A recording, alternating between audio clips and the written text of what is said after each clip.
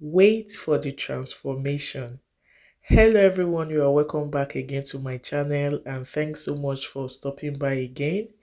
If you have been following my channel, I believe you must have seen this corset dress video, and in case you missed out, kindly check my channel for this tutorial.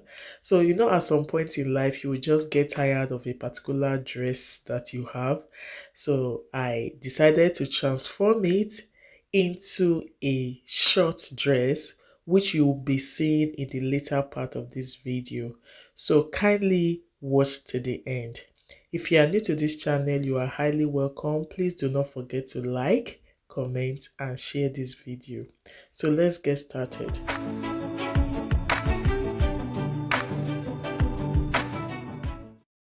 This is actually a gown that I loosened. I made this gown, say 2 years back.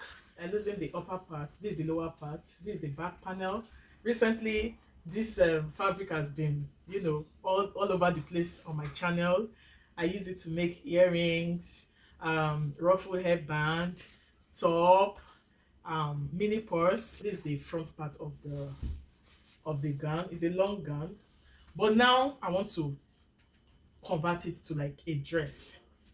This is it. This is the full length. It was actually from here down, so I took out the upper part. Then I closed the slit. The slit was opened before, but I closed it. I loosened the dart too. I loosened it and I ironed it. I'll be making a short gown, something of my knee level. There's no need to add lining. So this is the front part and this is the back part. I'll just be, folding this way. Okay, this for the front piece. But first I will determine how long or how short I want it. And what I have here is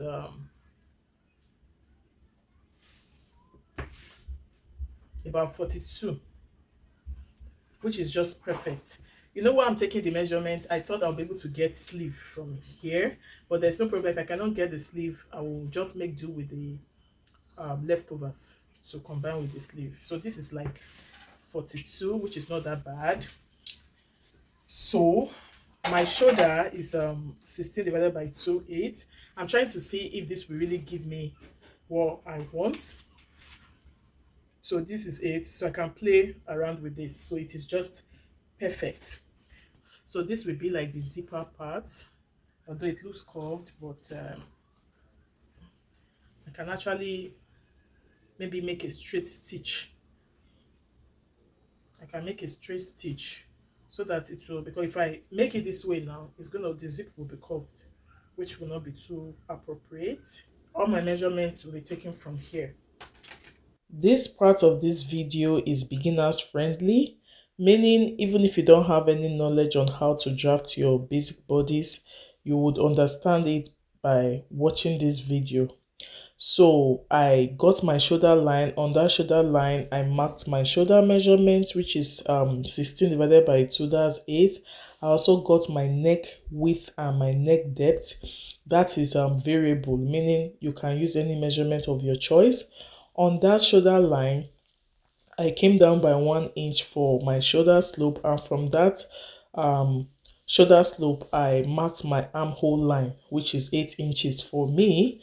But there's a way you can determine it, that is your round bust divided by 6 plus 1.5. That will give you your armhole measurement. And I came down again from my shoulder line to get my half length measurement. Most times it is usually 2 inches above your navel. Yes. Then from there I started creating the shape I wanted, and mind you, I had also marked my round bust measurement. So that's that first mark you have, just very close to the armhole line. Then this other horizontal line was my hip measurement. And I said initially there is a free gown. It's just a freestyle gown, so no need to put that. That's it. Then for the armhole, the way we determine it, you come in by half an inch on the armhole area, then you create a curve. And the front armhole is different from the back armhole. You don't need to do that for the back armhole. Then this is for the back panel. I was also creating the neck width and neck depth. I came down by 1 inch. So this is um like the normal basic bodice that you know.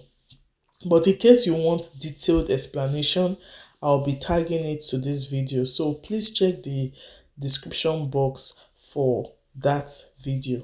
So it's now time to cut out, just as you can see. The interesting thing about this is that it didn't really take me much time because the fabric already had lining attached to it, so it was just like reconstructing it. That was how it was. So I just trimmed a little because I still wanted extra in case there's need for adjustment, so I didn't just trim too much. So that's it, guys. For the neck, I will be attaching my gum stay so that it will be firm. If you want to prevent your neckline from sagging, you need to put your gum stay. Some people make use of I can't remember now. It looks like hair stay. You can use that, but as at the time I made this video, I had gum stay, which I'll be attaching to the wrong side of the fabric or the wrong side of the lining, depending on how you want to attach it. So kindly watch out, guys. So what I did was to put the shiny part of the gum stay on the wrong side of my lining, and I just trimmed it, after pressing it. Then I attached, or I sewed the lining with the fabric. Then I notched. After notching, I just flip over to the right side. So basically that was what I did. And for the back panel, I did the same thing, though I didn't show it, but I did the same thing. So after doing those stitching and everything, I just placed the two right sides together, just as you can see. So what you can see here is the right side of the back panel facing the right side of the front panel. So I was just trying to align everything well. This you can do by also using your office pin to pin them. You can see me, I was just trying to stretch everything, like to make it flat. Then I marked my measurement again so that I can now stitch on it. So that's it, guys. This for the slits on the back panel side. So I took about 4 or 5 inches, and this also depends on you. If you want to be able to move freely, you will need to do that. And I have also fixed the zipper and the sleeve. Because I don't want this video to be too long, I would be showing you how I fixed the zipper, and in another video how I created this beautiful puffy sleeve. Thanks so much for watching, guys, and I hope to see you all in my next video. Bye.